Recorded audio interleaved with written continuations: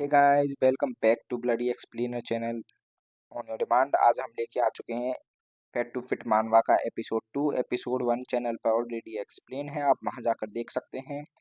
Episode 2 की starting में हम चामिंगुल को देखते हैं। वह मुस्कुराते हुए कहता है, ओ मेरे प्यारे सीनियर, तुम्हें अपनी प्रसिद्धि की चिंता करने की जरूरत नहीं है। आज के इस मैच के बाद तुम पूरी दुनिया में मशहूर हो जाओगे।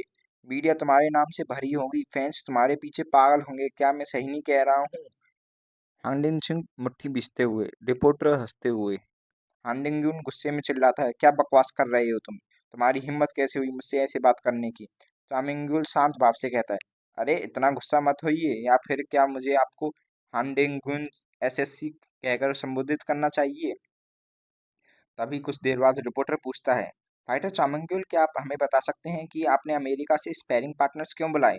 चामिंगुल गंभीर होकर कहता है, कारण बहुत सरल है। मैंने पूरे कोरिया में खोज लिया, लेकिन यहाँ कोई भी मेरी स्तर का स्पैरिंग पार्टनर्स नहीं मिला। रिपोर्टर आश्चर्य से, कोई भी नहीं? यह तो बहुत गंभीर आरोप है। चामिंगुल आगे बताता है, मैं सिर्फ एक ही निष्कर्ष पर पहुंच सकता हूँ। आरएफसी की कोरियाई शाखा ने मुझे जानबूझकर कोई भी स्थानीय जिम्स को मुझे स्पैरिंग पार्टनर्स देने से मना किया है। यह एक सोची समझी साजिश है। ये कोई सेंस नहीं बनाता है। ये चामिंगुल झूठ बोल रहा है। ऐसा हो ही नहीं सकता कि इसको कोई जिम पार्टनर में स्पैरिंग पार्टनर नहीं मिल रहा हो। आरएफसी ने ऐसा कुछ नहीं किया है, ये अपनी तरफ से बना रहा है। चामिंगुल मीडिया को संबोधित करता है, मेरे पास कोई ठोस सबूत नहीं है, लेकिन मैं सभी पत्रकारों से एक सवाल पूछना चाहूंगा। क्या आप छोटे छोटे जिम्स में जाकर पूछताछ करेंगे? मैं आपको कुछ नाम दे सकता हूँ जहाँ से आप जानकारी ले सकते हैं। ये 10 जिमों के नाम हैं। हंडिंगन तभी अचानक में कूदता है, बीच में कूदता है, बंद करो ये बकवास, मैं तुम्हारा मुंह तोड़ दूंगा।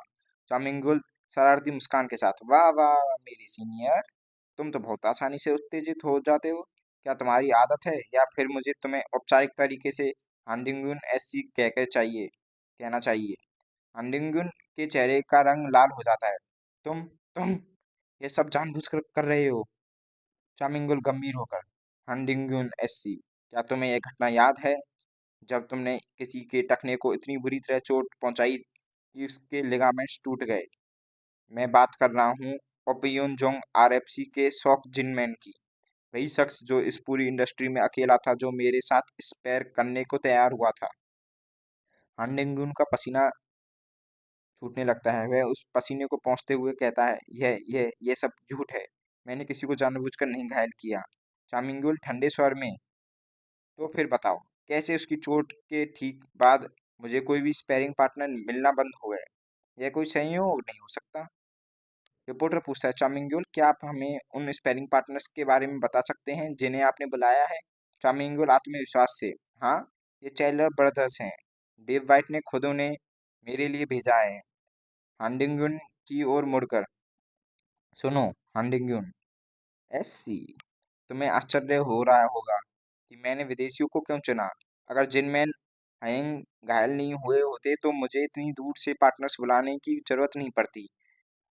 मुझे लगता है कि आपने सोचा ही होगा कि मैं इस पूरे समय अपना अंगूठा चूस रहा था, लेकिन मैं भाग्यशाली था कि मुझे अमेरिका से साझेदार मिले।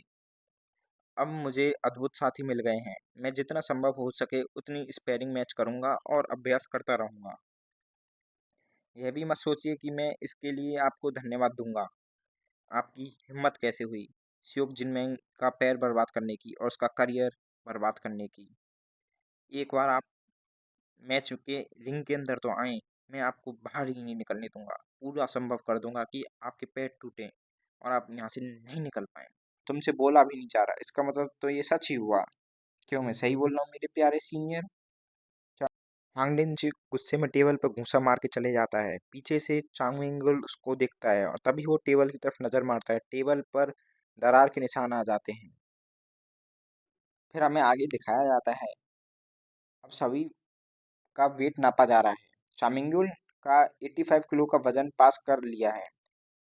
अब जब तुम लंबे हो गए तो तुम्हारे लिए आसान हो गया, लेकिन फिर भी आज तुमने शानदार प्रदर्शन किया। हांडिंगुन ने भी 85 किलो पास कर लिया है। यह तो बिल्कुल असंभव है। क्या यह स्पष्ट नहीं है कि वह वजन कम करने के लिए ड्रग्स ले रहा है? उसका तो 100 ग्राम वजन ज्यादा था, तो उसने एक ही दिन में ऐसे कैसे कर लिया?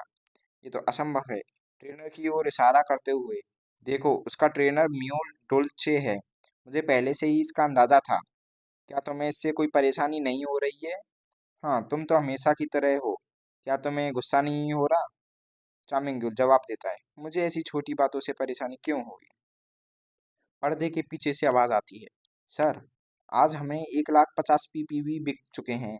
18,000 टिकट्स पहले ही बिक गए हैं। इस साल हमने चरम सफलता हासिल की है, सर। सर, ओके, कोई दिक्कत नहीं। वह मेरे लिए सौभाग्य लाता है, चामिंगुल। इसलिए मैं उसे जाने देना नहीं चाहता। बस एक हार, सिर्फ एक हार, फिर वो मेरे हाथों की कठपुतली बन जाएगा और मैं उसे नियंत्रण में ले लूंगा। मैं इसका इंतजार नहीं कर सकता। हनडिंगयुन की तरफ देखते हुए, मैच शुरू होने से पहले तभी हमको रिंग को दिखाया जाता है। रिपोर्टर, हनडिंगसुन, क्या आप बताना चाहोगे आज आपकी क्या स्ट्रेटजी रहेगी? हनडिंगसुन, नहीं, कोई ऐसी खास तो नहीं, पर मैं इसको बताना नहीं चाहूंगा, ये एक स्पेशल है। तभी रिपोर्टर चामिंगुल के पास जाता है। चामिंगुल कहता है, मेरी एक ही वो है जो मैं पहले ही बता चुका हूँ कि मैं इसको बाहर नहीं निकलने दूंगा रिंग से। निकलेगा तो अपने पैरों पर नहीं निकलेगा, स्ट्रेचर पे निकलेगा। तभी रिपोर्टर कहता है, क्या आपके लेग की रणनीति हंडिंगुल को पहले से पता नहीं चल जाएगी? चामिंगुल अचानक से जोर से हंसकर कहता है, हाँ हाँ हाँ, क्या आप सोचते हैं कि मैं सच बता रहा हूँ? शायद मैं उसकी बाजुओं को तोड़ दूं या फिर रुककर उसकी सांसें रोक दूं। हंडिंगुल पल के झपकाते हुए, यह बल्ब है। चामिंगुल कैमरे की ओर मुड़कर, देखते रहिए, आज रात सब कुछ स्पष्ट हो जाएगा।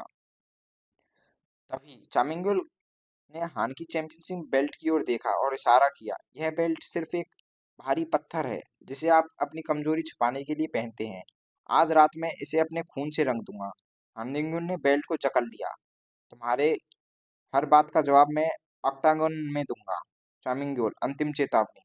और हाँ, ग्रे अंडरवियर पहनकर अच्छा किया, लाल रंग उस पर खूब जचेगा। तभी अनाउंसर अनाउंस करता है, लेडीज एंड जेंटलमैन, यह है आरएफसी का 100 का मुख्य आकर्षण।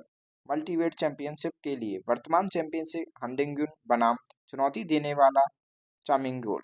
कैमरा शो करता है हंडिंगुन अपने कोने में लाते मारते हुए, जबकि चामिंगुल शांत होकर सांसें ले रहा है। अनाउंसर, दोनों फाइटर तैयार हैं, लड़ाई शुरू हो। घंटी बजती है, दर्शकों का शोर गूंज उठता है। तभी हंडिंगुन चामिंगुल की तरफ झपट्टा मारता है। चामिंगुल उसको लो किक मारता है और हंडिंगुल कपकपा जाता है। तभी हमें चामिंगुल को दिखाया जाता है। तो इसी के साथ चैप्टर 32 का एंड होता है। चैप्टर 33 की स्टार्टिंग में हम देखते हैं कि